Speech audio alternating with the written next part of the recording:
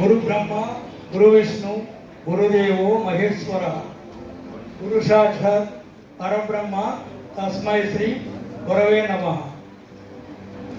ఇది చెప్పాలనుకుంటే గురువు కంటే మించింది లేదు. ఫస్ట్ గురువు తల్లి, తల్లి తర్వాత ఎవరైనా, తర్వాత తండ్రి, తర్వాత గురువు. ఆ గురుస్థానంలో మనం ఉన్నాం. ఇది మహాభాగ్యం. ఈ గురుస్థానం అనేది మనం ఒక ప్రపంచానికి ఒక ఆరని జ్యోతిలాగా ఉన్నాం. దీంట్లో మనం ఇది గౌరవించదగ్గ విషయం అన్నమాట. ఇది మహాభాగ్యంగా మనం తీసుకోవచ్చు. కాబట్టి ఈరోజు గాంధీ మహాత్ముని మరియు లాల్ బహదూర్ శాస్త్రి గారి జన్మదినం కావడం కూడా చాలా శుభదాయకంగా ఉంది. ఈ రోజున మనం జరుపుకుంటున్నాం కాబట్టి చాలా ఆనందంగా ఉంది. ఇప్పుడు జ్యోతి ప్రజ్వలనం చేస్తారు.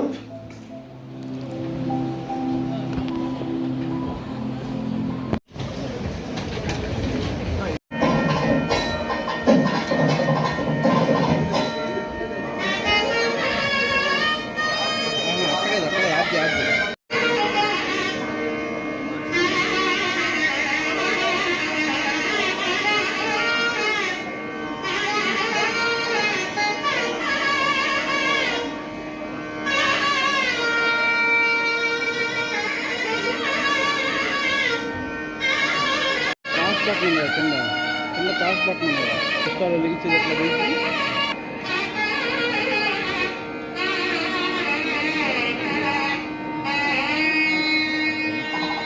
ఇంపార్టెంట్ అయినప్పుడు రికార్డ్ చేసి మిగతా పాస్ చేసుకో.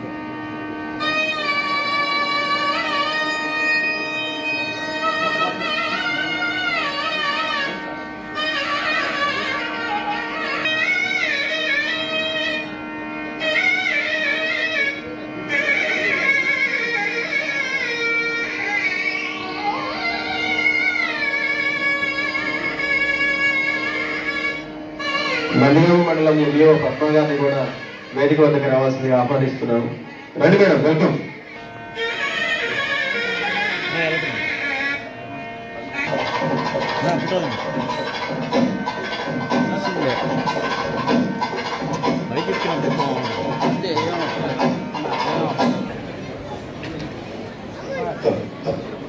కొద్దిగా బేస్ పెంచారా, కొంచెం బేస్.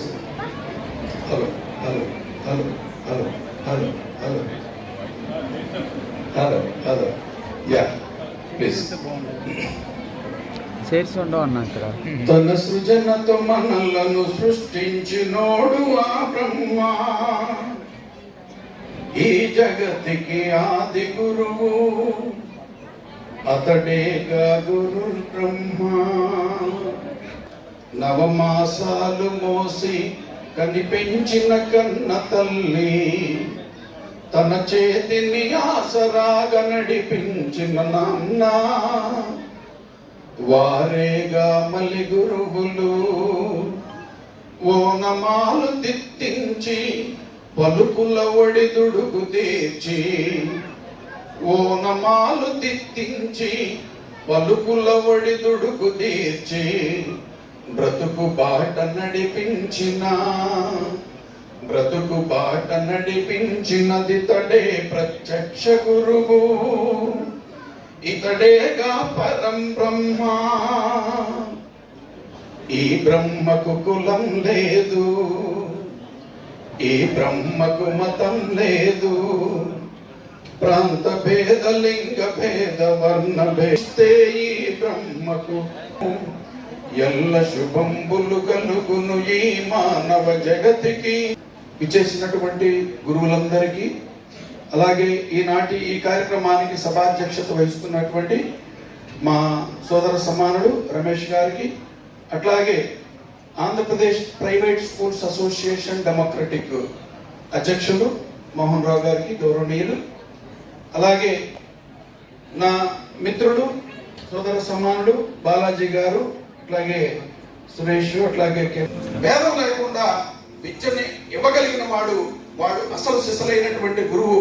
అందుకని ఆ రోజు అంబేద్కర్కి విద్యనటువంటి నేర్పిన వాడు అయితేనేమి, లేకపోతే దళితులుగా పుట్టి ఈ రోజు గొప్ప స్థానంలో ఉన్నటువంటి ఏ వ్యక్తులు అయితేనేమి వాళ్ళు డిస్క్రిమినేట్ చేయబడలేదు కాబట్టి వాళ్ళు అద్భుతమైనటువంటి మరి ప్రగతి సాధించారు. అలాగే మీ ముందున్నటువంటి వెంకటరత్నం కూడా ఈ పాండిత్యాన్ని సాధించడానికి నా గురువు నన్ను డిస్క్రిమినేట్ చేయలేదు, నన్ను వెలివేయలేదు. అందుకనే ఈరోజు నా సరస్వతి నా నాలుకల యందు నడయాడుతుంది అని గర్వంగా చెప్పుకుంటాను నేను. దీనంతటికి కారణం అందుకే అంటాడు, గవ్వకు సాటి రాని పలుగాకుల మూకల అసూయ చేత నన్ను నెబ్బిది దూరి నన్ను వరించిన శారద లేచిపోవునే ఇప్ప సుధాస్థలం బుడమరే రసలుద్దులు కంఠమూలిదన్ రవ్వలు రాజ్యదన్ గరగరలు సవరించదన ఆంధ్రవాణికినని గుర్రం జాషువా చెప్పుకుంటాడు. నన్ను వరించిన శారద లేచిపోవునే అని చెప్పుకుంటాడు. కాబట్టి ఆ కోవకు చెందినటువంటి వెంకటరత్నం కూడా మా గురువుల గొప్పతనం వల్ల, మా గురువులు నాకు నేర్పినటువంటి ఆ సంస్కారాల వల్ల నేను నేర్చుకున్నటువంటి ఈ అక్షర సంస్కారాలని పుడికిపుచ్చుకొని నేను ఈరోజు ఒక రచయితగా, ఒక స్పీకర్గా, ఒక మోటివేటర్గా, ఒక మెంటార్గా ఇన్ని రకాలైనటువంటి పనులన్నీ చేస్తున్నానంటే అది మా గురువుల యొక్క గొప్పతనం. ఎవడైనా సరే గురువుగా ఉన్నటువంటి వాడు, ఇక్కడ ఉన్నటువంటి గురువులు ఉమెన్ అయినా సరే, జెంట్ అయినా సరే, ఎవరైనా సరే గురువుగా ఉండాలనుకున్నటువంటి వాడు గొప్ప క్వాలిటీస్ ని కలిగి ఉండాలి. బీఈడీలో ఉత్తమ గురువు అనేటువంటి వాడు, ఉత్తమ ఉపాధ్యాయుడు ఎలా ఉండాలో లక్షణాలు చదువుకోవడం కాదు, కానీ మనం అమలు చేసేటువంటి విధానంలో, మనం దాన్ని ప్రతిష్ఠించేటువంటి విధానంలో, మన పనితనాన్ని ప్రతిష్ఠించేటువంటి విధానంలో మనం చూపిన నైపుణ్యాలు ఏవైతే ఉన్నాయో అవి పిల్లలకు కనుక అందితే ఈరోజు ప్రాథమిక పాఠశాలల్లో అక్షరాలు 5 తరగతులు వరకు మన దగ్గర ఉన్నటువంటి పిల్లలు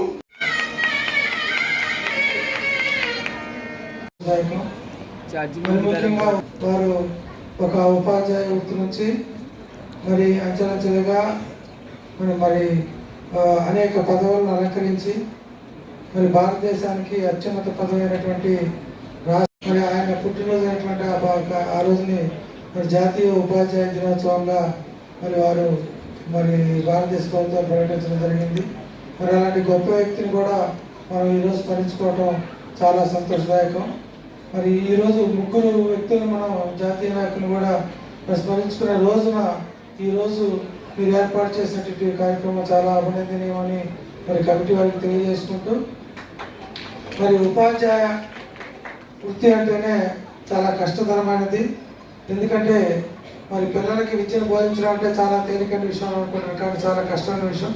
అలాంటి వృత్తిలో మరి మిమ్మల్ని అందరినీ కూడా మరి వారందరూ కూడా మరి ఎంతోమందికి నిరుద్యోగ యువతకి కూడా మరి వారు ఎంతో ఉపాధి కల్పించిన వారు అవుతున్నారన్నందుకు నేను వారిని అభినందిస్తూ ఉన్నానండి. మరి ఇలాంటి సంతోషదాయకంలో మరి కార్యక్రమంలో మరి మీ అందరికీ కూడా మరి మంచి బెస్ట్ టీచర్స్గా సన్మానం చేయడం అనేది కూడా చాలా గొప్ప విషయం. మరి ప్రభుత్వ పాఠశాలకు అయితే కనుక ప్రతి సంవత్సరం కూడా సెప్టెంబర్ 5న మరి జాతీయ స్థాయిలో, రాష్ట్ర స్థాయిలో, మండల స్థాయిలో, ప్రతి స్థాయిలో కూడా వస్తుంది. వారిని సన్మానించుకుని ఉత్సాహంతో అదే ఒక స్ఫూర్తితో మరి ప్రైవేట్ పాఠశాలలో ఉన్న ఉపాధ్యాయులను కూడా మరి ఈ విధంగా వారినటువంటి మరి ఉత్తమ ఉపాధ్యాయుల్ని తీసి వారిని కూడా గౌరవించుకోవాలి, వారిని కూడా సన్మానించుకోవాలనే ఆలోచన రావడమే మరి మీ అందరికీ కూడా చాలా గొప్ప విషయం అని నేను తెలియజేస్తున్నాను. మరి ఆ విషయంలో మరి ఉపాధ్యాయులను సన్మానించుకోవటం అంటే మనం ఏదో సంతోషపడవచ్చు, కానీ మన మీద ఇంకా గురుతరమైన బాధ్యత పెడుతున్నారనేది మాత్రం మనం గుర్తుంచుకోవాలా. విద్యార్థుల్ని భావి భారత పౌరులుగా మరి అలాంటి దేశ భవిష్యత్తును తయారు చేసే పిల్లల్ని మీరు విద్యను అందిస్తున్నారు కాబట్టి మరి ఇంకా బాధ్యతాయుతంగా మీరు పిల్లలకి విద్యను అందించి మరి మీరు పనిచేసే పాఠశాలను కూడా మంచి గౌరవాన్ని తెస్తారని, మీ బాధ్యతని మీరు ఎల్లప్పుడూ గుర్తుపెట్టుకొని మరి జీవితంలో మీరందరూ కూడా ఉన్నత స్థానంలోకి వెళ్తారని మనస్ఫూర్తిగా కోరుకుంటూ ఈ అవకాశాన్ని నాకు ఇచ్చినటువంటి గౌరవ పెద్దలందరికీ కూడా మరి ఒక్కసారి ధన్యవాదాలు తెలియజేసుకుంటూ ఇంతటితో ఉపసంహరించుకుంటున్నాను. టైం నుంచి కూడా మరి ప్రైవేట్ స్కూల్స్ వాళ్ళు ఒక యూనిటీగా ఒక గొప్ప కార్యక్రమాన్ని ఏర్పాటు చేయడం నేను ఇదే తొలిసారిగా చూస్తూ ఉన్నాను. ఎందుకంటే గతంలో నేను నందిగామ మండలంలో పనిచేసినప్పుడు కూడా 2017 దగ్గర నుంచి కూడా మరి ప్రభుత్వ పాఠశాలలో పనిచేసినటువంటి ఉపాధ్యాయులకు మాత్రమే ఆ సెప్టెంబర్ 5 అదే అవార్డులు ఇవ్వటం, మండల స్థాయి ఉత్తమ ఉపాధ్యాయుల్ని గౌరవించుకునేటువంటి సంస్కారం ఉంటూ ఉండేది. మరి నందిగామ మండలంలో నేను జాయిన్ అయిన తర్వాత మరి నాకు వచ్చినటువంటి ఆలోచన మేరకు మరి ఇక్కడ ఉన్నటువంటి చాలా మంది ప్రిన్సిపల్స్తో, ముఖ్యంగా రవీంద్ర గారితో కానివ్వండి, రాము గారితో కానివ్వండి, మన వీరేశం గారితో కానివ్వండి, చాలా మంది నందిగామ ప్రైవేట్ స్కూల్స్లో ఉన్నటువంటి యాజమాన్య వాళ్ళతో మాట్లాడి తొలిసారిగా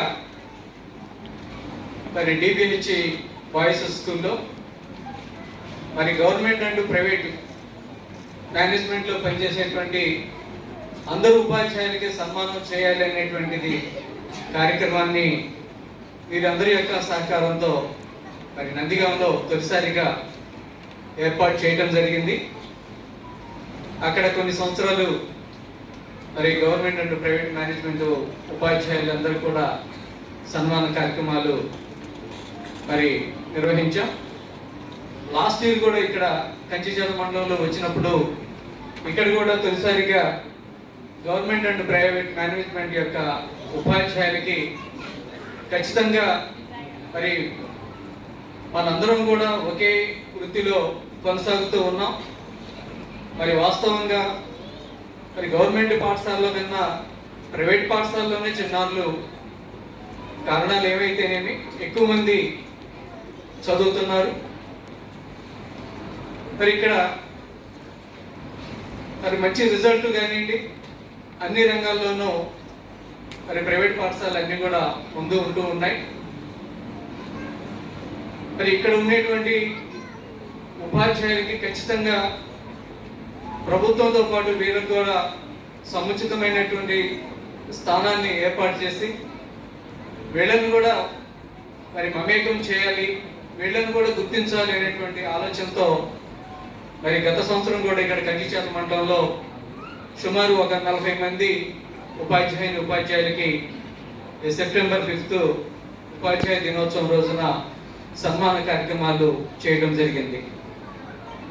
మరి ఈ సంవత్సరం దురదృష్టం కొద్దిగా మనకి తుఫాన్లు రావటం, మనకు ఉన్నటువంటి సిటీల్లో అతిపెద్ద సిటీ మరి విజయవాడ అతలాకుతలం అవటం, మరి చాలామంది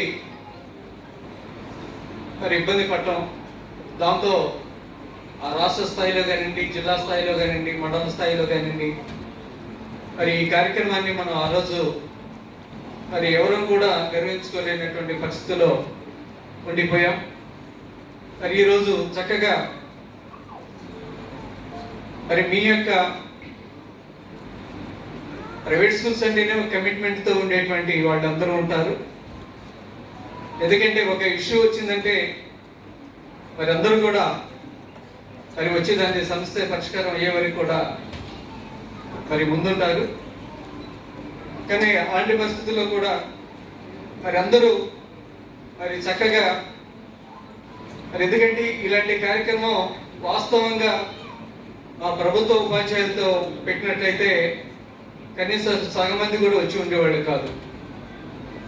నేను నిన్నే రమేష్ గారితో చెప్పాను, మీరు కార్యక్రమం మంచి కార్యక్రమాన్ని టేకప్ చేస్తున్నారు, ఎంతమంది వస్తారండి, సెలవు రోజు కదా గాంధీ జయంతి, మరి జాతీయ పండుగల్లో ఒక ముఖ్యమైనటువంటి పండుగ ఇది. అసలు జాతీయ పండుగలే తన విద్యార్థులు మర్చిపోయేటువంటి కాలంలో ఒక చక్కటి కార్యక్రమాన్ని, ఒక చక్కటి వేదికని మీరు ఏర్పాటు చేసి మరి చేస్తూ ఉన్నారు. మరి ఎంతవరకు సక్సెస్ అవుతుందండి మీరందరూ తలుచుకుంటే మరి చాలా గ్రాండ్గా సక్సెస్ అవుతుందండి చెప్పారు సారు. ఒక 500-600 మందితో మినిమంగా మరి కార్యక్రమాన్ని ఏర్పాటు చేస్తున్నాం అని చెప్పడం జరిగింది. వాస్తవంగా కూడా మరి అదేవిధంగా మరి కనపడుతూ ఉంది. మరి తర్వాత మళ్ళీ జిల్లా స్థాయిలో కూడా దీన్ని ప్లాన్ చేసినట్టు మరి తెలియజేసి ఉన్నారు. మరి చక్కటి కార్యక్రమానికి ఎవరైనా సరే ముందుకొచ్చి, ఎందుకంటే ఇది మనం నలుగురు కలుసుకోవడానికి ఒక మంచి వేదిక. మరి ఎందుకంటే మనం అనేకమైనటువంటి ఎప్పుడు కూడా మనం చుట్టూ ఉన్నటువంటి మన చేతిలో ఉన్నటువంటి సెల్ ఫోన్లే మనల్ని వాళ్ళ రిమోట్ కంట్రోల్ లాగా మనల్ని మన చుట్టూ వైఫై లాగా తిరుగుతూ మనల్ని కంట్రోల్ చేస్తూ ఉంది. ఎప్పుడన్నా ఒకసారి మనం ఇలాంటి కల్చరల్ యాక్టివిటీస్ కానీ ఇలాంటి చక్కటి కార్యక్రమాలని అప్పుడప్పుడు మనం ఏర్పాటు చేసుకుంటేనే మనం కొంచెం స్ట్రెంగ్తన్ అవడానికి అవకాశం ఉంది.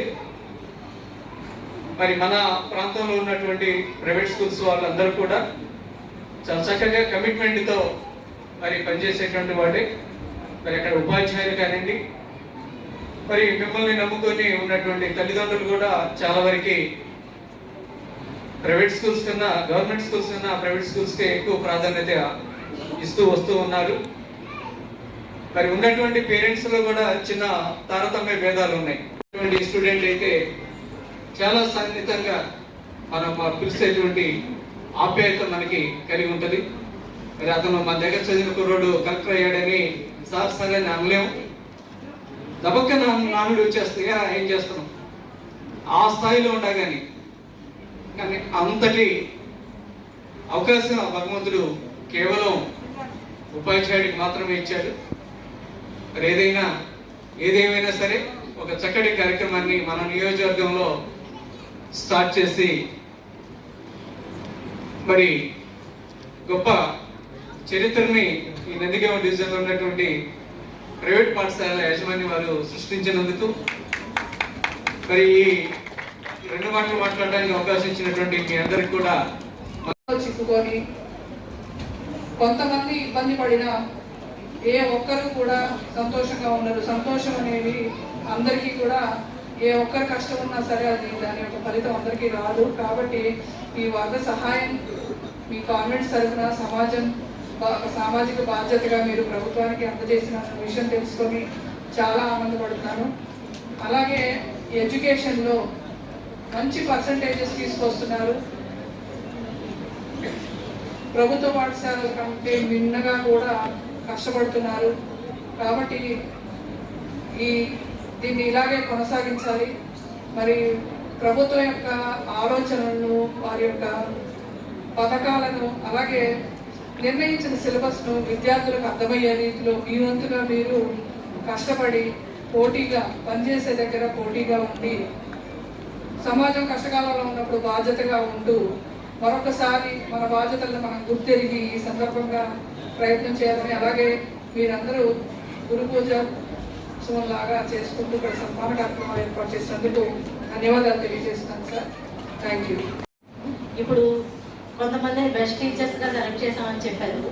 దీన్ని ఆదర్శంగా తీసుకొని మిగతా టీచర్స్ కూడా అలాగే వర్క్ చేస్తూ దాన్ని మోటివేషన్గా తీసుకొని మంచిగా వర్క్ చేయాలని కోరుకుంటున్నాను. ఇలాంటి మంచి ఈ ప్రోగ్రామ్ ఇదే విధంగా ప్రతి సంవత్సరం కంటిన్యూ చేయాలని, మీరంతా మీ భావ జీవితాలు అన్నీ కూడా మంచిగా ఉండాలని, మా మండలాలకు కూడా మంచి పేరు తేవాలని. ఒక చిన్న సజెషన్ సార్, ఏదైనా గవర్నమెంట్ ఒక ప్రొసీడింగ్ ఇస్తే దాన్ని కొంచెం డీవియేట్ అవ్వకుండా కూడా మీరు ఫాలో చేస్తూ ఉంటే మేము వచ్చి మళ్ళీ మీరు ఇలాగేంటి అని అనకుండా మీరు వాటిని ఫాలో చేస్తా మంచిగా సక్సెస్ఫుల్గా అభివృద్ధి చెందాలని కోరుకుంటూ సెలవు తీసుకుంటాం.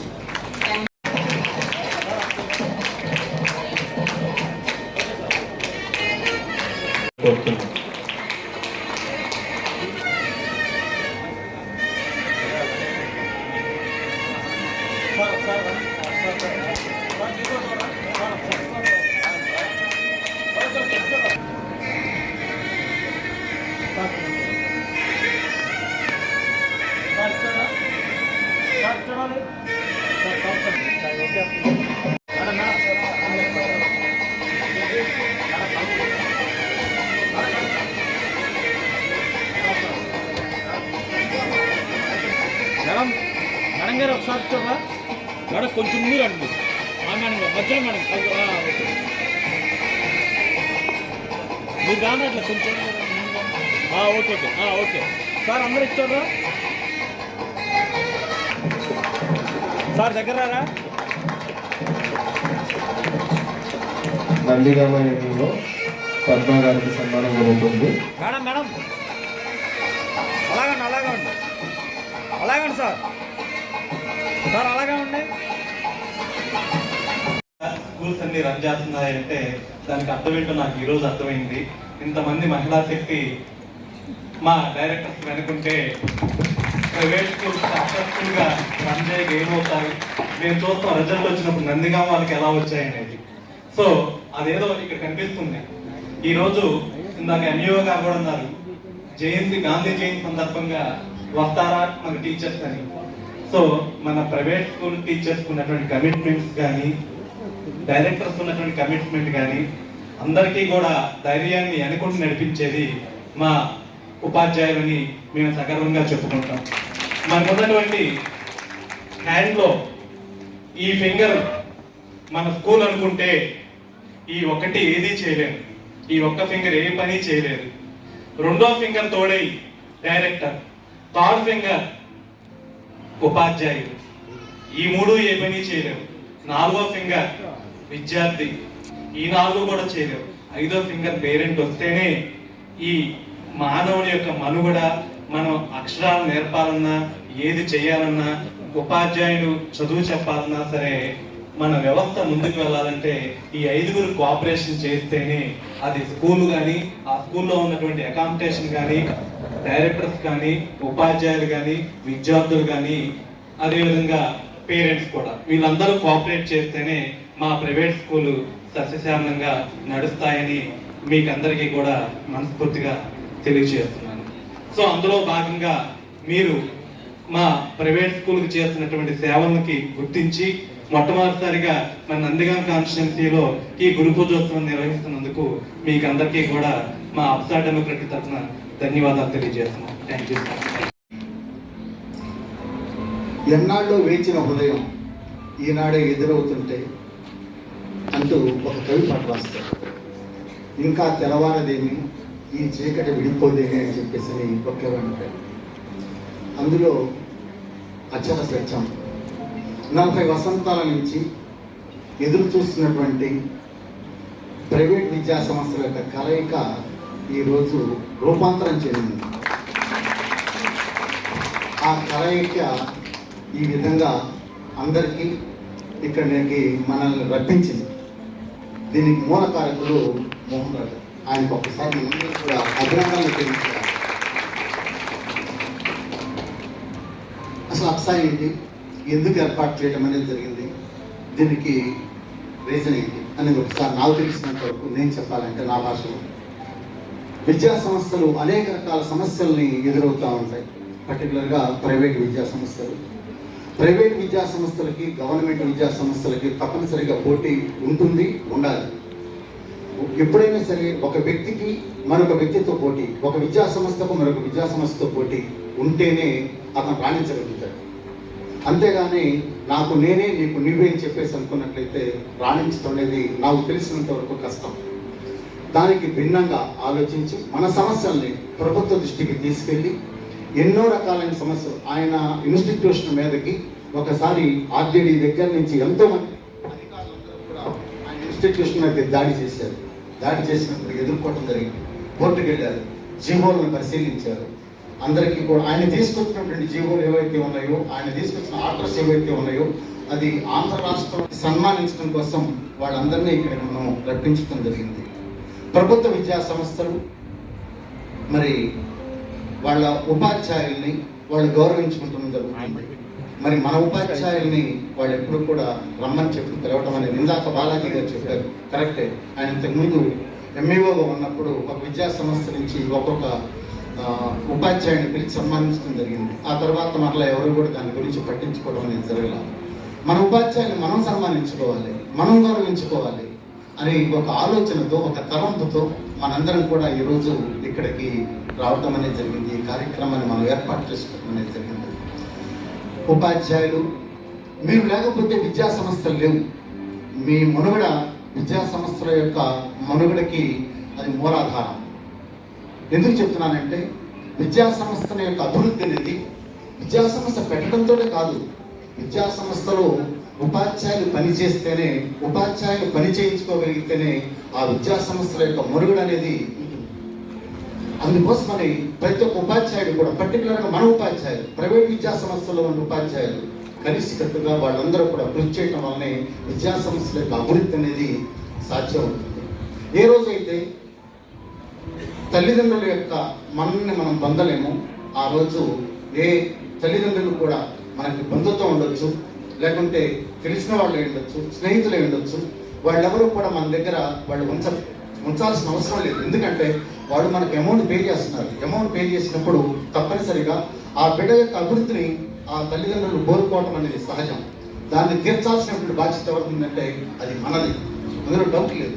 కాబట్టి మన విద్యా సంస్థల్లో చేర్చినటువంటి విద్యార్థులు ఎవరైతే ఉన్నారో ఆ విద్యార్థులకి మంచి విద్యను అందించాల్సినటువంటి గురుతర బాధ్యత అనేది మన మీద ఉంది. ఇందాక ఎంఏఓ గారు వెంకటరత్న గారు మాట చెప్పారు. ఆయన బొటానీ కమిషన్ గురించి ప్రస్తావించడం జరిగింది. కరెక్టే. టీచింగ్ అండ్ లెర్నింగ్ ఈ రెండు కూడా ప్రధానమైనటువంటిది. మనం టీచ్ చేయాలి, విద్యార్థులు అతను నేర్చుకోవడం జరగాలి. ఈ రెండు జరిగితేనే కదా అభివృద్ధి చెందేది. దానికి విద్యాలయ మనకి ఒక సామెత ఉంది, ఒక దేశాన్ని మట్టి పెట్టాలంటే దాని మీద బాంబులు దాడి చేయాల్సిన అవసరంలా, దాని మీద చేయాల్సింది ఏంటో తెలుసా? విద్యాలయాల్లో విద్యార్థిని క్రమశిక్షణతో పెంచకుండా కనుక ఉన్నట్టయితే, క్రమశిక్షణ నేర్పించకుండా కనుక ఉన్నట్టయితే ఆ దేశం బాగుపడదు. ఆ దేశంలో అంతకంటే మనకి బాంబులు వేసి ఎంత ఇబ్బంది పడటమనేది జరుగుతుందో అంతకన్నా కూడా ఘోరమైన పరిస్థితులు ఏర్పడతాయని చెప్పేసి మనకు చెప్తూ ఉంటారు. అంటే ఏం చెప్తున్నానండి నేను? విద్యాలయాల్లో క్రమశిక్షణ అనేది కావాలి, క్రమశిక్షణ కలిగిన పౌరులు కావాలి. ఆ పౌరుల్ని ఏర్పాటు చేయాల్సింది ఎవరు? మనం చేయాలి. మనం చేస్తేనే కదా ఆ విద్యార్థి ఈ సమాజానికి కావాల్సినటువంటి పౌరుడిగా మారేది, ఉన్నత వ్యక్తిగా మారేది. అలా కానప్పుడు ఉన్నత వ్యక్తి ఎలా అవుతాడో చెప్పండి ఒకసారి. విడిచిపెట్టామనుకోండి, మన ఈ మధ్య పెరిగించుకోవడం ఎక్కడ జరిగింది కదా, ప్రతిరోజు మనం నిత్యం చూస్తున్నాం కదా. ఏం చూస్తున్నాం మనం? అనేక రకాల క్రాఫ్ట్లు ఎట్టించుకుంటూ వస్తున్నారు పిల్లల పద్ధతులు సరిగా ఉన్నాయా? పిల్లలు ఏమి అనకూడదని చెప్పేసి అంటున్నారు కదా. ఎవరు దండించాలి? కనీసం దాని గురించి ఆలోచించాలి కదా. తల్లిదండ్రులు ఆలోచించాలి. తల్లిదండ్రులు చేయలేనటువంటి పని ఏదైతే ఉందో దాన్ని ఉపాధ్యాయుడు చేస్తే కూడా ఉపాధ్యాయుడిని విమర్శించడం అనేది జరుగుతూ వచ్చింది. ఇది ఎంతవరకు సభ్యతో, ఎంతవరకు కరెక్ట్ ఒక్కసారి మీరు ఆలోచించండి. ఇకపోతే నేను ఇంకొక విషయాన్ని కూడా ప్రస్తావించదలుచుకున్నాను. ఒక పేరెంట్ సంవత్సరం పొడుగుతా మా దగ్గర చదివాడు, 2 పిల్లలు.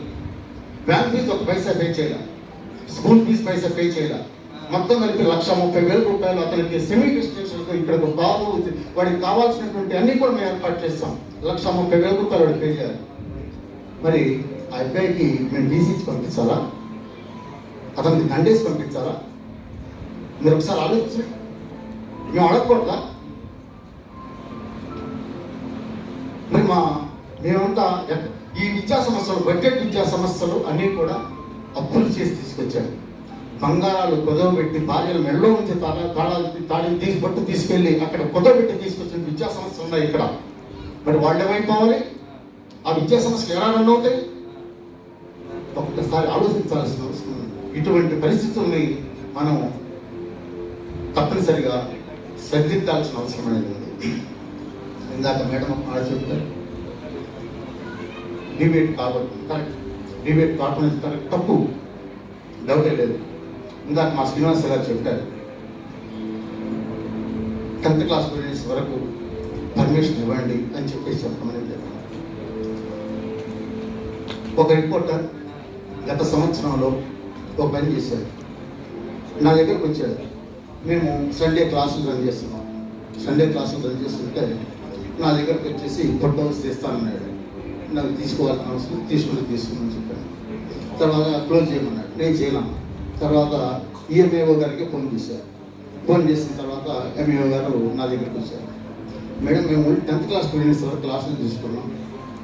లాస్ట్ 2 days కూడా సమ్మె వల్ల ఏదో సమ్మెలు చేశారు. ఆ సమ్మెల వల్ల మేము చేయలేకపోయాం అని చెప్పడం జరిగింది. ఆ రిపోర్ట్ని ఒక వ్యక్తి ఏం చేసాడో తెలుసా? నా దగ్గర డబ్బులే కాకుండా ఏ పిల్లలైతే అతను ఫోన్ చేసి చెప్పారో ఆ పిల్లల దగ్గర కూడా 3,000 రూపాయలు అడిగాడు. రూపాయి కాదు, అంటే నేను క్లోజ్ చేపిస్తాను, 3,000 రూపాయలు నువ్వు మాకు పే చేయమన్నాడు. ఇది కరెక్టేనా? ఇదేనా రిపోర్ట్ చేయాల్సిన పని? ఇది విద్యా సంస్థను బాగు చేస్తున్నారా, విద్యా సంస్థని మంటగలుగుతున్నారా? ఒక్కసారి ఆలోచించాల్సిన అవసరం ఉందని చెప్పి నేను చెప్తా ఉన్నాను. కనుక మనం విద్యా సంస్థల్ని అభివృద్ధి చేసుకోవాల్సిన అవసరం ఉంది, విద్యా సంస్థను కాపాడాల్సిన అవసరం కూడా ఉంది. ఇకపోతే పుస్తకాలు మారాయి, సిలబస్ మారింది, పద్ధతులు మారాయి. ప్రభుత్వ ఉపాధ్యాయులకి మీరు ట్రైనింగ్ క్లాసులు ఏర్పాటు చేస్తున్నారు. 50% ఉన్నటువంటి గవర్నమెంట్ విద్యా సంస్థలు ప్రభుత్వ ఖర్చులతో ప్రభుత్వ ఉపాధ్యాయులకి వాళ్ళని ట్రైనప్ చేస్తున్నప్పుడు 45% ఉన్నటువంటి ప్రైవేట్ విద్యా సంస్థల్లో ఉన్నటువంటి ఉపాధ్యాయుల్ని ఎందుకు ట్రైనింగ్ పిలవట్లేదని చెప్పి నేను క్వశ్చన్ చేస్తాను. మేము భాగమే కదా, మేమేం ప్రభుత్వం దగ్గర డబ్బులు తీసుకోవట్లేదు కదా, మేము తీసుకున్నది ఉపాధ్యాయుల దగ్గర తీసుకున్నాం. అందులో మేము ఉపాధ్యాయులకి రెంట్ కానివ్వండి, టీచర్లకు శాలరీస్ కానీ ఇవన్నీ కూడా అయిపోయిన తర్వాత మిగిలినటువంటి డబ్బులు మాత్రమే విద్యా సంస్థలు తీసుకొని ఇండస్ట్రియల్ మీకు ఏ రకంగా ప్లాన్ చేసుకోవాలని చూసుకున్నాం. మరి ఉపాధ్యాయులకు ట్రైనింగ్కి మమ్మల్ని కూడా పిలవాలి కదా, మేము భాగస్వామ్యం కదా.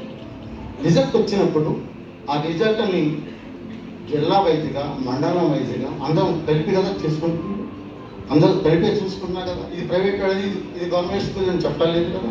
పర్సెంటేజ్ ఇంత, ఇండియా మండలంలో పర్సెంటేజ్ ఇంత అని చెప్పుకుంటున్నప్పుడు అందులో మనం కూడా భాగస్వామ్యం. ఈ ఉపాధ్యాయులను అభివృద్ధి కనుక చేసినట్లయితే వాళ్ళు డెవలప్ చేస్తే వాళ్ళు విద్యార్థులకి మంచి విద్య అందిస్తారు కదా అని చెప్పేసి అడుగుతున్నాం. వాస్తవంగా ఆలోచించండి ఒకసారి. ఇవన్నీ కూడా ఇక్కడ చైర్మన్ ఎవరైతే ఉన్నారో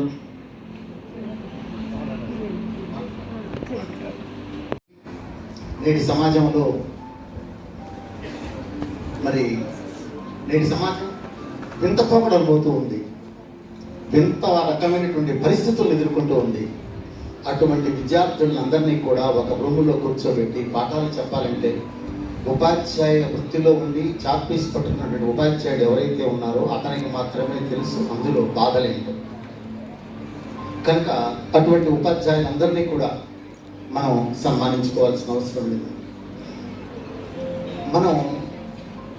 మనకు గుర్తుల బాధ్యత ఉంది, మనం సమాజంలో సభ్యులం.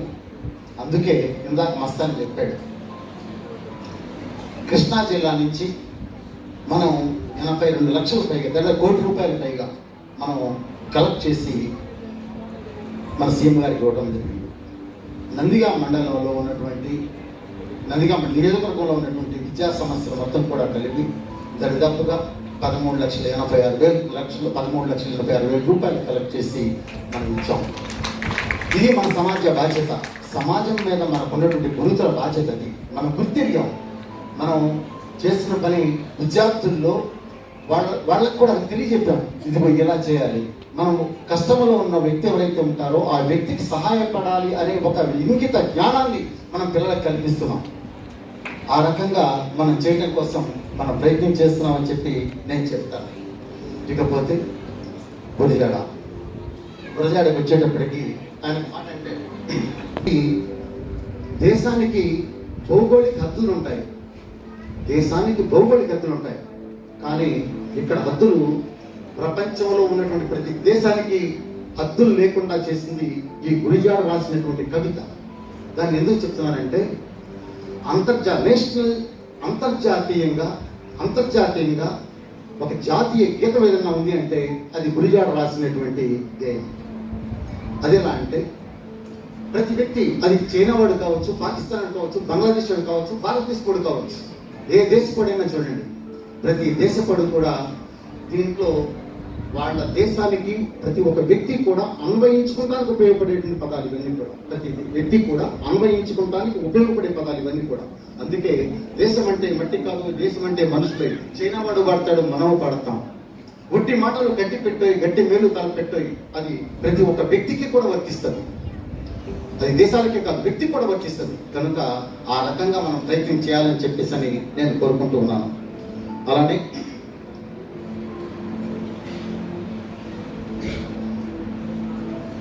మనల్ని మనం ప్రేమించుకోవాలి, మన వృత్తిని మనం ప్రేమించుకోవాలి.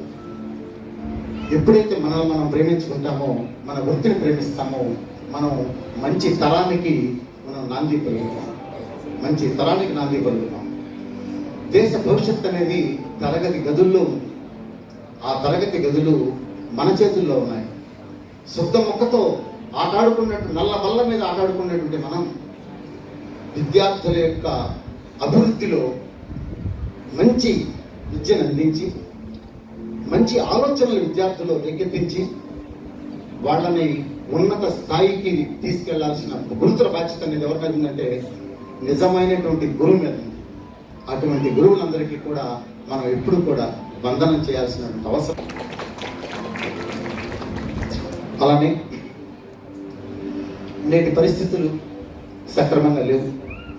అనేక రకాల ఇబ్బందులు, అనేక రకాల ఆలోచనలు, వ్యక్తిలో మార్పు వచ్చింది, తల్లిదండ్రుల్లో మార్పు వచ్చింది, విద్యార్థుల్లో మార్పు వచ్చింది, సమాజంలో మార్పు వచ్చింది. ఇన్ని రకాలైనటువంటి ఆలోచనల మధ్య ఉపాధ్యాయుడు కొట్టుమిట్టలాడుతూ 40-50 నిమిషాలు విద్యార్థికి శుద్ధ మొక్క తీసుకొని నల్లబల్ల మీద రాస్తూ పాఠాలు చెప్తున్నాడు. మరి ఈ ఉపాధ్యాయులు దినోత్సవం రోజున అటువంటి ఉపాధ్యాయులు ఎవరైతే ఉన్నారో అందరినీ ఈరోజు గౌరవించలేకపోవచ్చు, అందరినీ ఈ డ్యాష్ మీద సన్మానించలేకపోవచ్చు. ఈరోజు కొంతమందికి చేస్తే మరుసటి సంవత్సరం కొంతమందికి చేస్తాం. అందువల్ల వేరే వాళ్ళు ఎవరు కూడా వాళ్ళ యొక్క బాధ్యత ఏంటి, వాళ్ళకన్నా మేము ఎక్కువ చెప్పం కదా అని చెప్పేసి ఎవరు కూడా అనుకోవద్దు. అది ఎటువంటి ఆలోచన ఎవరికీ లేదు. మీరందరూ కూడా మంచి ఉపాధ్యాయులు కాబట్టి విద్యా సంస్థలో ఉంటున్నారు. మంచిగా మనం పాఠాలు చెప్తున్నాం కాబట్టి తల్లిదండ్రులు మన దగ్గర కంటిన్యూ చేస్తున్నారు. ఓకే, కనుక మరి ఎవరైతే ఈ సన్మానం చేసుకునే ఉపాధ్యాయులు ఉన్నారో మీ మీద ఇంకా బాధ్యత అనేది ఎక్కువండి.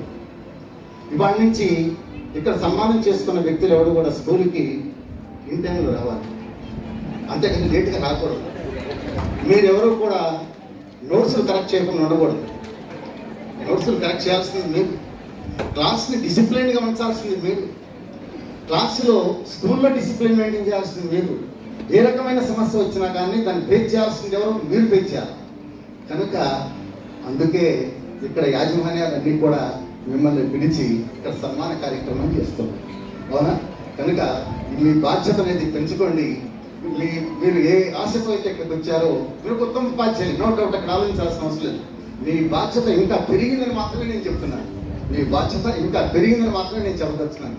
ఇంత టైం మీ దగ్గర తీసుకున్నందుకు నేను కొంచెం క్షమాపణలు చెప్పుకుంటూ మీ అందరి వద్ద సెలవు తీసుకున్నాను. జై హింద్.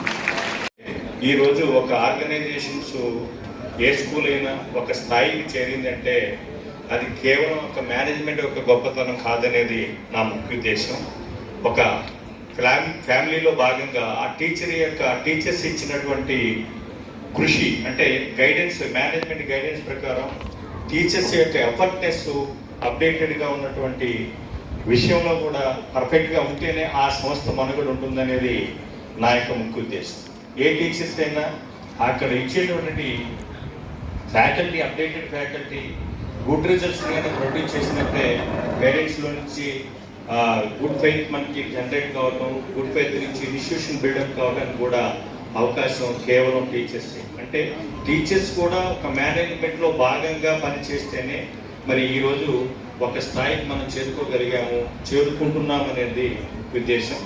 మరి ఈరోజు ఈ కార్యక్రమాన్ని మరి అందరి మధ్య ప్రతి సంవత్సరం కూడా ఈ ప్రైవేట్ స్కూల్స్ ఆర్గనైజేషన్లో ప్రతి టీచర్కి సన్మానం చేయాలని, మరి మీరు ఇవాళ సెలెక్ట్ చేయబడినటువంటి టీచర్సే కాకుండా రాబోయే రోజుల్లో అందరికీ అవకాశం వస్తుందని ఆశిస్తూ ఈ అవకాశం ఇచ్చినటువంటి మా అందరికి కూడా, మా మిత్రులందరికీ నమస్కారం. తల్లి ఇచ్చినటువంటి భిక్ష, బతుకు తండ్రి ఇచ్చినటువంటి భిక్ష, అయితే జ్ఞానం గురువు పెట్టినటువంటి భిక్ష. ఇది నా యొక్క అభిప్రాయం. కాబట్టి ఈ సందర్భంగా గురువులందరికీ సన్మానించుకునేటటువంటి అవకాశం మాకు కలిగినందుకు మా అందరి తరఫున హృదయపూర్వక ధన్యవాదాలు తెలియజేసుకుంటూ సెలవు తీసుకుంటాం. దినోత్సవాన్ని పురస్కరించుకుని సన్మాన గ్రహీతలుగా వచ్చిన ఉపాధ్యాయులు, వారితో పాటు వచ్చిన కుటుంబ సభ్యులందరికీ, మరీ ముఖ్యంగా ఈరోజు మనం ఈ కార్యక్రమం ఏర్పాటు చేస్తున్నారనడానికి బిగ్ కాలేజీ వారు ఎంతో సర్వోదయంతో మనకి వెన్యూ ఏర్పాటు చేశారు. వారు ప్రిన్సిపాల్ గారు వెళ్ళిపోయారు అనుకుంటారు. వారికి అందరికీ కూడా హృదయపూర్వక నమస్కారాలు తెలియజేసుకుంటూ చాలా సంతోషం. వాస్తవంగా ఉపాధ్యాయుని యొక్క ప్రాముఖ్యతను చాటింపు చేసుకోవడం కోసం మనం ఈరోజు ఈ ఉపాధ్యాయ దినోత్సవం రోజు డాక్టర్ సర్వేపల్లి రాధాకృష్ణ గారి జన్మదినోత్సవాన్ని పురస్కరించుకొని సెప్టెంబర్ 5 జరుపుకోవాల్సిన కార్యక్రమం సార్ అనుకోని విధంగా మనకి వరద విపత్తు రావడం వల్ల కార్యక్రమం పోస్ట్పోన్ అవుతూ ఈరోజు షెడ్యూల్ అవడం. ఇదే సమయంలో రోజువేడు ఇంకా ఇతర జిల్లాల్లో కూడా మేము ప్రైవేటు పాఠశాలల అసోసియేషన్ తరఫున ఉపాధ్యాయులు గౌరవించుకునే కార్యక్రమాలు జరుగుతూ వస్తా ఉన్నాయి. ఎందుకంటే సార్ చాలామంది పెద్దలు మనకి చెప్పారు ఉపాధ్యాయుని యొక్క విశిష్టత గురించి, తరగతి గది యొక్క ప్రాముఖ్యత గురించి, ఉపాధ్యాయుని యొక్క బాధ్యతల గురించి, తర్వాత విద్యాభివృద్ధి లేకపోతే పట్టే పరిస్థితుల గురించి మనం మాట్లాడుతున్నాం. అసలు టీచింగ్ అంటేనే it's a just transformation of the knowledge from generation to generation. మనకు తెలిసిన నాలెడ్జ్ ఏదైతే ఉందో మన తర్వాత జనరేషన్కి అందించే ప్రొఫెషనే టీచింగ్ ప్రొఫెషన్. మరి మా అధ్యక్షుడు వారి అడుగుతూ ఎంతమంది దీన్ని ఇష్టపడి వచ్చారు, అనుకొని వచ్చారు అని చెప్పి వారు అడగటం జరిగింది. అనుకోని వచ్చినా అనుకోకుండా రాకుండా వచ్చినా కూడా ఒక పవిత్రమైన వృత్తిలో మీరు వచ్చారు. ఈరోజు ప్రపంచవ్యాప్తంగా మనం గమనిస్తే సరే ప్రపంచం దాకా పోవాల్సిన అవసరం లేదనుకుంటే గత 2-3 సంవత్సరాల్లో మనం గమనిస్తే కరోనా ఎంత విలయతాండం చేసిందో మీరు చూశారు. మరి ప్రకృతి వైపరీత్యమైన మొన్నటి వరదలు ఎంత విలయతాండం చేసిందో మనం గమనించాం. మరి ఇప్పటి వరకు కూడా ఎక్కడో 1947 మనం స్వాతంత్రం సాధిస్తే ఈ రోజుకి కూడా కొన్ని సమస్యలకు పరిష్కారాలు కనుక్కోలేకపోవడం అనేది నిజంగా కొద్దిగా ఆలోచించాల్సిన విషయం. ఈ పరిస్థితులన్నీ అధిగమించాలి అని అంటే కరోనాకి నేటికి కూడా సరైన వైద్యం కనుక్కోలేని శాస్త్రవేత్తలు ఉన్నారు మన దగ్గర. మరి నిన్నటి వరదల్ని కంట్రోల్ చేసే పరిస్థితుల్లో ఈ రోజు ప్రణాళికలు తయారు చేసుకుంటున్నారు. ఏ విధంగా భవిష్యత్తులో వస్తే వీటిని ఎదుర్కోవాలనే సమస్యలు ఉన్నాయి. ఇంకా చాలా సమస్యలు రాబోయే రోజుల్లో మరి డీజిల్ కొరతలు వచ్చే పరిస్థితులు ఉన్నాయి, ఆహార పరిస్థితులు కొరత వచ్చే ఉన్నాయి. ఇట్లా రకరకాల సమస్యలు మనం ఎదుర్కోబోతా ఉన్నాం. ఒక వరల్డ్ హెల్త్ ఆర్గనైజేషన్ దీంట్లో వాళ్ళు చెప్పిన స్టాటిక్స్ ఏంటంటే 2035 నాటికి మనం భారతదేశ జనాభా దాదాపు ఇప్పుడున్న 143 కోట్ల నుంచి 175 కోట్లకి వెళ్ళిపోయే పరిస్థితి ఉంది. అంటే మనం ఆల్రెడీ ప్రపంచవ్యాప్తంగా మనం ఒక రికార్డు సాధించాం. 143 కోట్లతో అగ్రస్థానంలో ఉన్నాం మన భారతదేశం. ఇది రేపు 175 కోట్లకి వెళ్ళే పరిస్థితి ఉంది.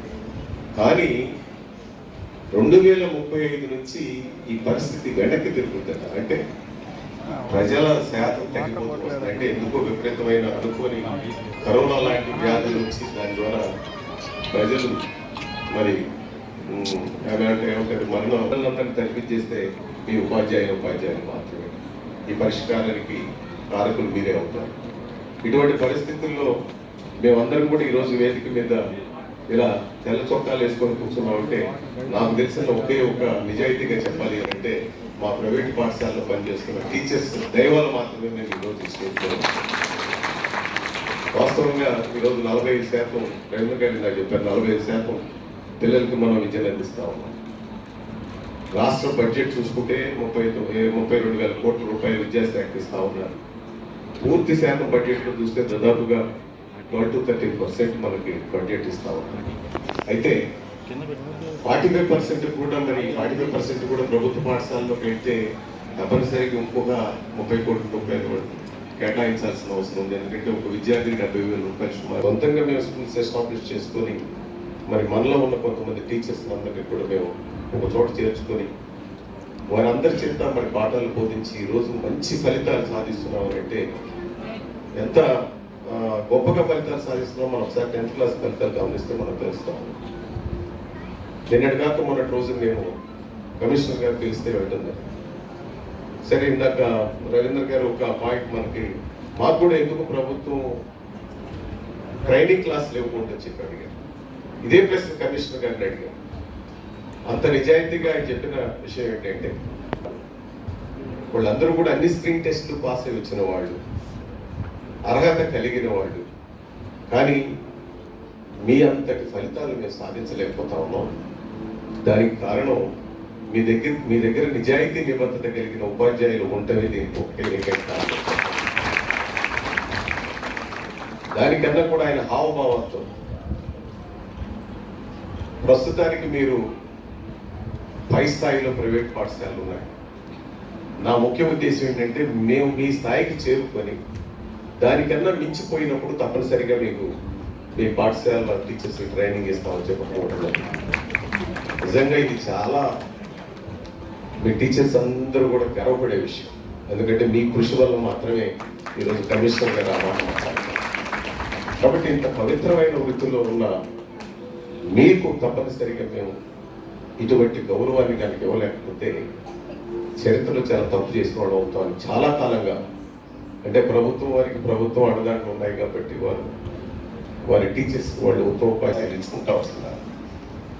ఇంత కష్టపడుతున్న మన టీచర్స్ కూడా ఇవ్వాలనే ఉద్దేశంతో అసోసియేషన్ దీని కార్యక్రమాన్ని చేపట్టాం. అయితే పెద్దలు చెప్పారు, రవీంద్ర గారు చెప్పినట్టు కాకపోయినప్పటికీ కూడా బాధ్యతలు పెరుగుతాయి. ఎప్పుడైతే మీరు మొత్తం ఉపాధ్యాయ అవార్డుని మీరు తీసుకున్నారు, వాటితో పాటు బాధ్యతలు పెరుగుతాయి, తప్పనిసరిగా పెరగాలి. ఈరోజు 70,000 రూపాయలు గవర్నమెంట్ ఒక విద్యార్థి మీద ఖర్చు పెడుతూ ఉంటే అది కూడా కాలదన్నుకొని మన ప్రైవేట్ పాఠశాల పేరెంట్స్ వస్తున్నారంటే వాళ్ళు ఆశించేది ఏంటో మనం తప్పనిసరిగా తెలుసుకోవాలి. వాళ్ళ ఆశయాలకు అనుగుణంగా మనం పనిచేయాల్సిన అవసరం. అఫ్ కోర్స్ ఈరోజు పరిస్థితులు ఎలా ఉన్నాయంటే most of the doctors were observing the purse before the pulse. మరి బాగాలేదని డాక్టర్ దగ్గరికి వెళ్తే ఆయన పల్స్ పట్టుకొని చూడటం ముందు మీ పర్స్ ఎంత ఉందని చూస్తాం. అటువంటి పరిస్థితులను మనం అధిగమించి, అంటే ఈరోజు మనం ప్రభుత్వ వ్యవస్థతో పోల్చుకుంటే, ప్రభుత్వ ఉపాధ్యాయులతో పోల్చుకుంటే వాళ్ళు కాంపిటేటివ్ ఎగ్జామ్స్లో వాళ్ళు ఉత్తీర్ణులై వాళ్ళు ఆ ఉద్యోగాలు సాధించి వాళ్ళు ఎక్కువ మొత్తాల్లో జీతాలు తీసుకుంటున్నారు. కానీ మన ప్రైవేట్ పాఠశాలలో అంత స్థాయిలో లేకపోవడం అనేది మాత్రం మీరు అసంతృప్తిగా పనిచేయకూడదు అనేది నాకు. ఒకవేళ మనకు ఆ ఇష్టం లేకపోతే ఈ వృత్తిని వదిలేసేయచ్చు, కానీ ఈ కమర్షియల్ ఆస్పెక్ట్స్లో కంపేర్ చేసుకుంటాం మాత్రం మనం విద్యని అందించడం అనేది నేరంగా భావిస్తా ఉన్నాను. కాబట్టి మీరందరూ కూడా అంటే కొన్ని వృత్తుల్లో అప్పటికప్పుడు ఫలితాలు రాకపోయినా కూడా దీర్ఘకాలికంగా తప్పనిసరిగా మనం మంచి ఫలితాలని వచ్చే అవకాశం ఉంది. ఈరోజు ప్రైవేట్ సెక్టార్లో ఎవరైతే అసంఘటితంగా ఉన్నారో, ఎందుకంటే పాపం మేమంటే ప్రైవేట్ యాజమాన్యాలకు ఒక అసోసియేషన్ ఏర్పడి మాకు వచ్చే సమస్యల మీద పోరాడుతాం, ఎంతో కొంత సంఘటితంగా ఉన్నామని చెప్పి నటించడానికి ప్రయత్నం చేస్తాం. కనీసం టీచర్స్కి అటువంటి సంఘాలు వచ్చేసి వీళ్ళ సంఘటితంగా ఉంచే ప్రయత్నాలు కూడా చేయకపోవడం వల్ల ఈ బాధ్యతను కూడా అప్సో డెమోక్రటిక్ తీసుకొని వీళ్ళని సంఘటితంగా ఉంచి మరి సంఘంలో ఏదైతే ఈరోజు ప్రభుత్వ పరంగా మరి అన్ని వ్యవస్థలకి అన్ని వర్గాల వాళ్ళకి కూడా ఏదో విధంగా ఏదో సంక్షేమ కార్యక్రమాలు అందజేస్తూనే ఉన్నాం. ఒకసారి మనం కరోనా టైం గమనిస్తే పాపం మన దగ్గర పనిచేసే ప్రైవేట్ పాఠశాల టీచర్స్ ఎన్ని ఇబ్బందులు పడ్డారు. పేపర్లో ఆర్టికల్స్ చూసాం, చెప్పులకు అమ్ముకునే వాళ్ళు చూసాం, కూరగాయలు అమ్ముకునే వాళ్ళు చూసాం. ఎందుకంటే పాపం వాళ్ళు ఆ పరిస్థితులు ఎదుర్కోలేక కొంతమంది ఆత్మహత్యలు కూడా చేసుకున్నారు. ఇటువంటి పరిస్థితుల్లో అసోసియేషన్ గుర్తించింది ఏంటంటే రాబోయే రోజుల్లో టీచర్లు ప్రైవేట్ స్కూల్లో పనిచేయాలి అని అంటే వాళ్ళకి సంబంధించిన సంక్షేమ కార్యక్రమాలు వాళ్ళకి సంబంధించిన జీతభత్యాల గురించి కూడా తీవ్రంగా ఆలోచించి వాళ్ళను ఉన్నతమైన పరిస్థితుల్లో ఉంచాలనే ఆలోచనతో అప్సో డెమోక్రటిక్ మా మెయిన్ బైలాస్లో కూడా మెయిన్ కాన్సెప్ట్గా దాన్ని పెట్టుకుని ముందుకు పెడతాం. ఇందాక రవీంద్ర గారు చాలా విలువైన టీచర్స్ లేని స్కూల్, టీచర్స్ లేకపోతే స్కూల్ లేదు, స్కూల్ మేనేజ్మెంట్ లేకపోతే మీరు లేదు. అలాగే నేను రాష్ట్రం అంతా తిరిగిన అనుభవంతో నాకు ఒకైతే అనుభవం వచ్చింది. ప్రభుత్వ వ్యవస్థ మార్పు రావాలంటే కనీసం 100 సంవత్సరాలు పడతారు. ఇది వాళ్ళకై వాళ్ళు రెస్పాన్సిబిలిటీస్ ఫీల్ అయ్యి, మరి నేను కమిషనర్ గారితో మాట్లాడేటప్పుడు చెప్తా ఉన్నాను, ఎంత రిస్క్ మనకు మీకు ఏం తెలియదు, అసలు ఈ వ్యవస్థను గాడిలో పెట్టాలి. అది 55% ఉన్న పిల్లలు ఉన్న ఆ గవర్నమెంట్ ఆర్గనైజేషన్ రిస్క్ భరించడానికి అంతమంది పెద్ద ఆఫీసర్స్ ఉండి కూడా అంత టెన్షన్ ఫీల్ అవుతున్నారు అని అంటే మరి మనం 45% ఉన్న వ్యవస్థలో ఎంత టెన్షన్స్ ఫీల్ అవ్వాలో మీరు ఒకసారి ఆలోచించాలి. దీనికి వ్యవస్థ ఏమి లేదు కదా, మనం ఒక అసోసియేషన్స్ ఏర్పాటు చేసుకొని మరి ప్రైవేట్ స్కూల్లో ఒక కరస్పాండెంట్ పడే బాధ మీ అందరికీ కూడా తెలుసు.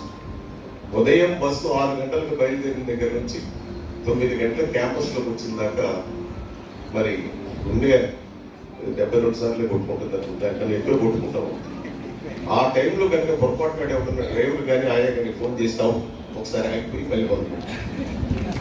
అటువంటి ఒత్తిడితో కూడిన ఇదేనప్పటికీ కూడా మేనేజ్మెంట్ మరి ఒక విద్యార్థి కోసం అనండి, లేకపోతే తల్లిదండ్రుల కోసం కానివ్వండి, లేదా తనతో పాటు ఎవరైతే ప్రభుత్వ ఉద్యోగాలు రాక క్వాలిఫికేషన్స్ ప్రభుత్వ ఉద్యోగాలు రాక మరి సంఘంలో ఉన్న వాళ్ళందరూ బతికించడం కోసం కానివ్వండి, అలాగే నాన్ టీచింగ్ స్టాఫ్ కూడా డ్రైవర్, లాయర్ ఇలా దగ్గర 1,60,000 మంది మన సెక్టార్లో టీచర్స్ వృత్తిలో ఉన్న నాన్ టీచింగ్లో దాదాపుగా అంతే స్థాయిలో 1,00,000 వరకు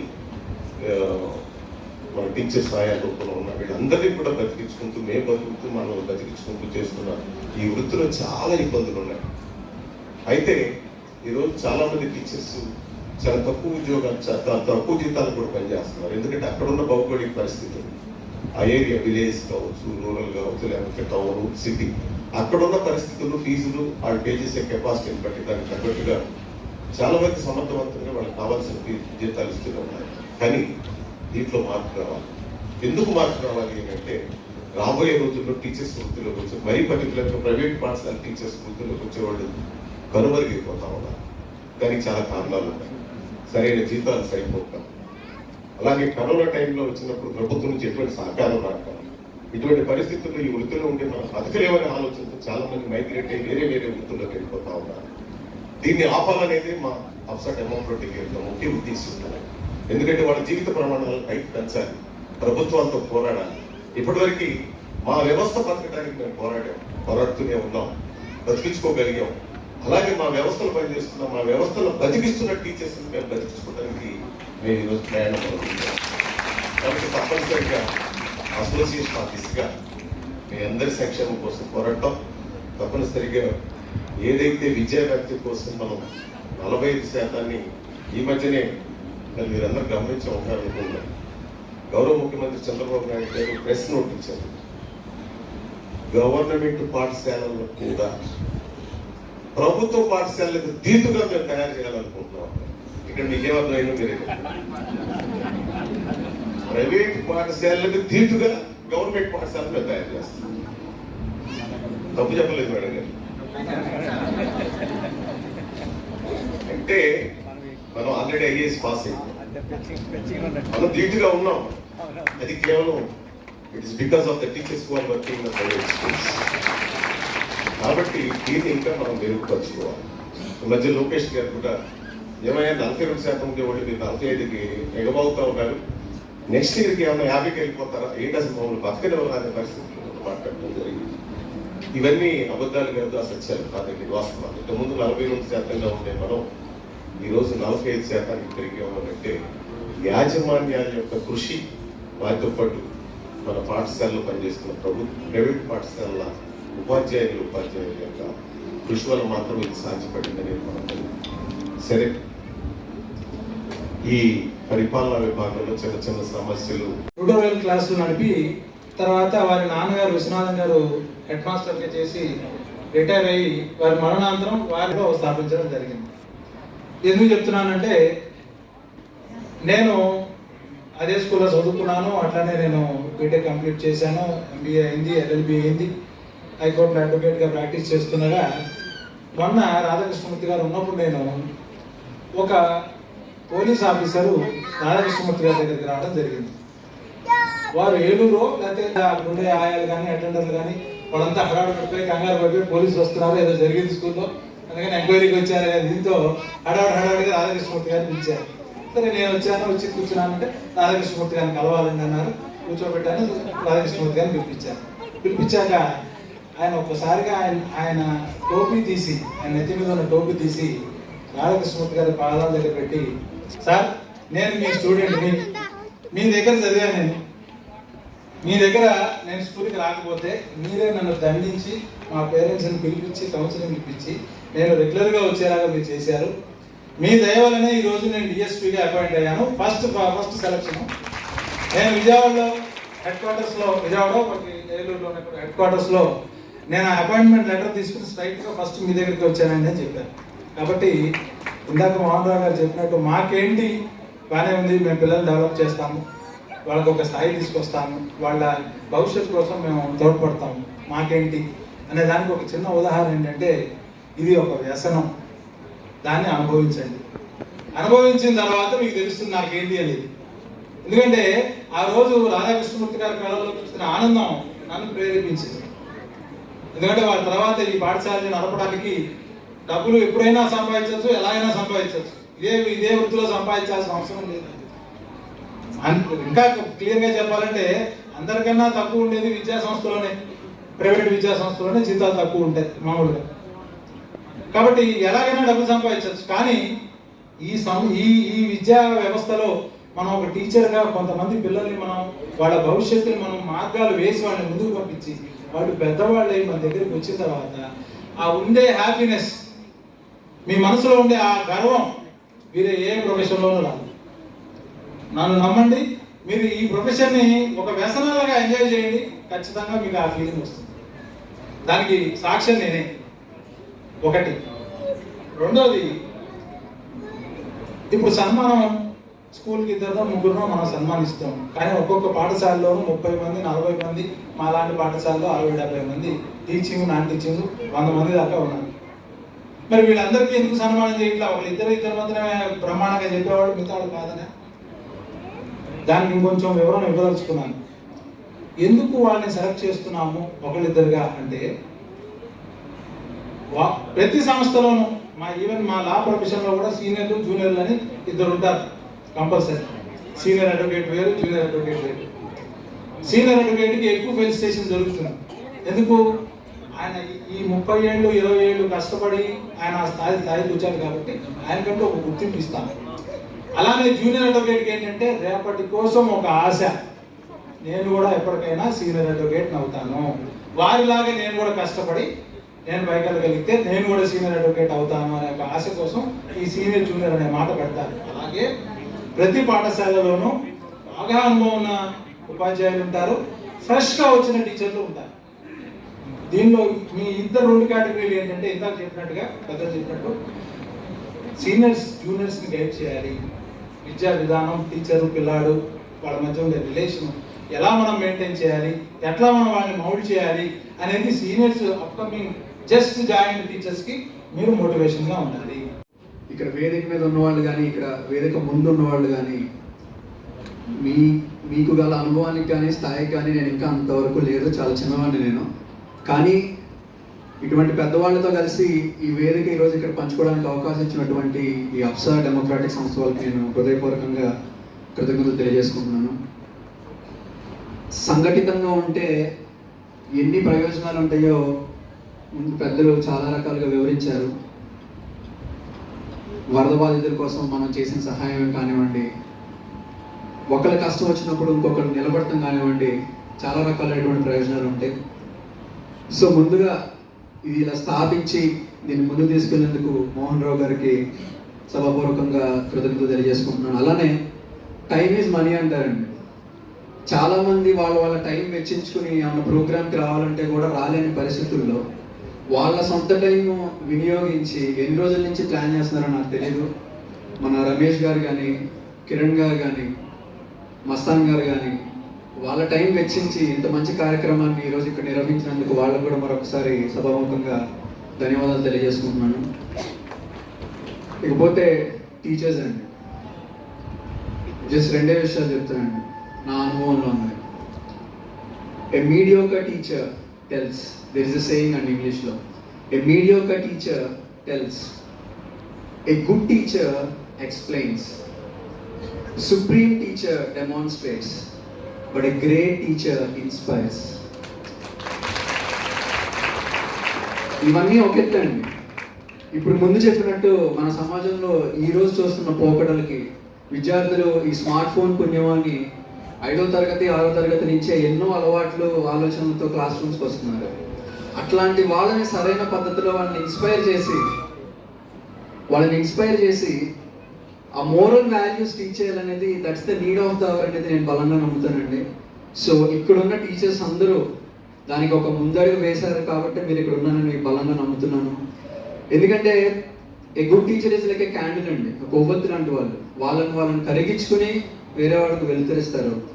ఇంతకు చెప్పినట్టు ఎన్నో ఆర్థిక సమస్యలు ఉండొచ్చు, కుటుంబ సమస్యలు ఉండొచ్చు, హెల్త్ ఇష్యూస్ ఉండొచ్చు. ఏది ఉన్నా కానీ స్కూల్ బయట వదిలేసి లోపలికి రాగానే ఒక 8 గంటలు స్టూడెంట్ కోసం ఆలోచించి తపన పడే టీచర్స్ ఉంటేనే సొసైటీ ఎంతో బాగుంటుంది. అందుకని టీచర్ ప్రొఫెషన్ని it's not a job and it's a passion. ఇంత చెప్పారు కదండి, మన దగ్గర చదువుకున్న వాళ్ళు మంచి మంచి పొజిషన్స్లో ఎంతో పెద్ద స్థాయికి ఎంతో జీతం తెచ్చుకుని వెళ్ళినా కానీ అదే తరగతి గదిలో రేపటి పౌరుల్ని అలాంటి వాడిని ఇంకా చాలా మందిని తయారు చేయాలంటే చూసి మనం అసూయ చెందకుండా మనకేం వస్తుంది లాభాపేక్ష లేకుండా చెప్పాలంటే దానికి ప్యాషన్ ఉంటేనే చేయగలరు. అట్లాంటి ప్యాషన్ ఉన్న మీ అందరినీ ఈరోజు ఇక్కడ చూడటం నిజంగా గర్వకారణం. ఇది నాకు ఎందుకు స్పెషల్ మూమెంట్ అంటే నేను చిన్నప్పుడు కాకతీయ రవీంద్ర గారి దగ్గర చదువుకున్నాను నేను కూడా. సో మా గురువు గారు కూడా ఇదే వేదిక మీద ఉన్నారు. సో ఆయన ముందు ఆయనతో ఇక్కడ స్టేజ్ షేర్ చేసుకుని నా ఆలోచన చెప్పడం కూడా నాకు చాలా హ్యాపీగా ఉంది. మరొకసారి నాకు ఈ అవకాశం ఇచ్చినందుకు అందరికీ పేరు పేరున కృతజ్ఞతలు తెలియజేసుకుంటూ ఇక ముందు కూడా మీతో కలిసి మీతో ఒక్కడనే ఏమన్నా నా తరఫున చేయాలంటే కూడా ఖచ్చితంగా మా కాంట్రిబ్యూషన్ కూడా ఉంటుందని హామీ ఇస్తూ సెలవు తీసుకుంటున్నానండి. Thank you very much. ఫ్రూటేకి ఇన్వైట్ చేస్తున్నాను సార్. కమిటీ వాళ్ళందరూ ఒకసారి పైకి రావాలి దయచేసి. సార్ ఒక్క నిమిషం సార్ ఒక్క నిమిషం జరుగుతుంది కానీ పర్సనల్గా వారితోటి ఎప్పుడు నేను సమావేశం అవటం కానీ ఇలాంటిది జరగలేదు. ఈ సందర్భంగా ప్రైవేట్ స్కూల్స్ ఎదుర్కొంటున్నటువంటి సమస్యల్లో 1-2 మాత్రం ప్రస్తావించదలుచుకున్నాను. ముఖ్యంగా ఇందాక పెద్దలు చెప్పినట్లు మరి గవర్నమెంట్ స్కూల్స్కి అద్భుతమైనటువంటి కాంపిటేటివ్ ఎగ్జామ్స్ వాటన్నిటి ద్వారా వారు ఆ స్థాయి వంటిది రెగ్యులర్గా ఇస్తూ ఉన్నారు. మరి ప్రైవేట్ స్కూల్స్లో చెప్పేటువంటి చాలా ప్రముఖమైనటువంటి విద్యా సంస్థలు కొన్నే ఉంటాయండి, బడ్జెట్ స్కూల్సే ఎక్కువ ఉంటాయి. మరి ఆ విధంగా ప్రైవేట్ స్కూల్స్ కంట్రిబ్యూషన్ కనుక చూస్తే బడ్జెట్ స్కూల్స్ ఇచ్చేసేటువంటిది చాలా ఎక్కువగా ఉంటుంది. దాంట్లో కొన్ని ముఖ్యమైనవి ప్రస్తావించారు. వీటిల్లో నేరుగా చెప్పదలుచుకున్నది విద్యాపరమైనటువంటి కొన్ని సూచనలు చేయాలనుకుంటున్నాను. ముఖ్యంగా మోహన్ రావు గారికి నా రిక్వెస్ట్ ఏమిటి అని అంటే, ప్రైవేట్ స్కూల్స్లో కూడా ఫార్మేటివ్ దగ్గర నుండి సమ్మేటివ్ మిగిలినటువంటి ఎగ్జామ్స్, లెసన్ ప్లానింగ్ ఇలాంటివన్నీ ఈ VGS ఇలాంటి పబ్లిషర్స్ వాళ్ళు ఇచ్చేస్తున్నారు. అక్కడ రాసేవాళ్ళు ఎలా ఉంటారు అనేటువంటిది నాకు బాగా తెలుసు. ఎందుకంటే 1-2 పబ్లిషర్స్ కి 10th క్లాస్ సోషల్ స్టడీస్ నేను రాశాను విక్రమ్ పబ్లిషర్స్. తర్వాత నన్ను వాళ్ళు చాలా అడిగారు. చెప్పాను, ఏమండి నాకు టైం ఇచ్చారు కాబట్టి నేను దాన్ని ప్రకటన శుద్ధిగా మొదట మీరు అడిగినప్పుడు నేను చేయలేకపోయాను. తర్వాత పూర్తి స్వేచ్ఛ తీసుకొని 6 నెలలు కూర్చొని తయారు చేశాను నేను ఇది. అందుకు మరి అలాంటి టైం ఉండాలి. తర్వాత నాకు మానసికంగా మూడ్ కూడా రావాలి. అంతేగాని మీరు స్టిపులేట్ చేసిన టైంకి నేను ఇవ్వటం అనేటువంటిది చాలా కష్టమైనటువంటిది. అందుకని నేను మీ బుక్స్ ఇక రాయలేండి అని చెప్పి విరమించాను. తర్వాత కూడా ప్రయత్నం చేశారు, కానీ నాకు నేను చాలా సున్నితంగా తిరస్కరించడం టీచర్స్ అనే విద్యార్థి తర్వాత సన్మాన కార్యక్రమం ఉంది. ఏంటి అని అంటే ఇలాంటి చక్కటి సూచనలు ఎక్కడో ఒక చోట జరిపితే టీచర్స్ అందరినీ లేకపోతే కన్సర్న్ సబ్జెక్ట్ టీచర్స్ని అక్కడికి పంపించాలి అంటే స్కూల్కి కొన్ని ఇబ్బందులు ఉంటాయి. కాబట్టి ఏదైనా ఉన్నది అని అంటే అవి విజువల్స్ ద్వారా కానీ లేకపోతే ఆ ట్రైనింగ్ అనేటువంటి దానికి సంబంధించిన కొన్ని అంశాలని ప్రింటెడ్ ఇన్ఫర్మేషన్ కానీ ఇస్తే అది ఆ టీచర్స్కి చాలా సహాయంగా ఉంటుంది అనేటువంటిది.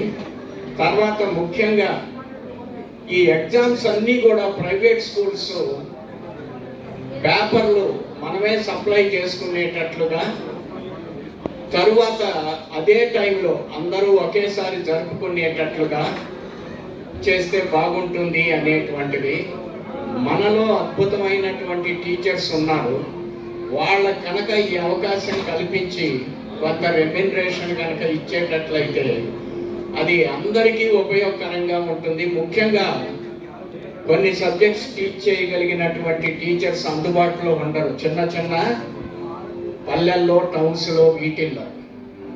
అలాంటి చోట ఆ సబ్జెక్ట్స్ డీల్ చేసేటువంటి వాళ్ళకు కూడా ఉపయోగకరంగా ఉంటుంది అనేటువంటిది కొంచెం దయచేసి ఆలోచించమని వారిని రిక్వెస్ట్ చేస్తూ ఈ అవకాశం ఇచ్చినటువంటి అప్సా డెమోక్రాటిక్కి కృతజ్ఞతలు తెలుపుకుంటూ నా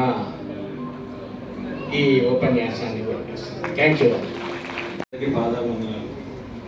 I would like to thank you, each and every one of you, for attending this function. Organizers, entire crew members, అందరికీ కూడా from the bottom of my heart, I feel very, very, very thankful to each and every one of you. I would like to share with you a small story. Like, any of you know that? అంటే last చెప్పినట్టు చెప్తే ఏమనుకోదు, వెళ్తున్నట్టు పెడుతుంది.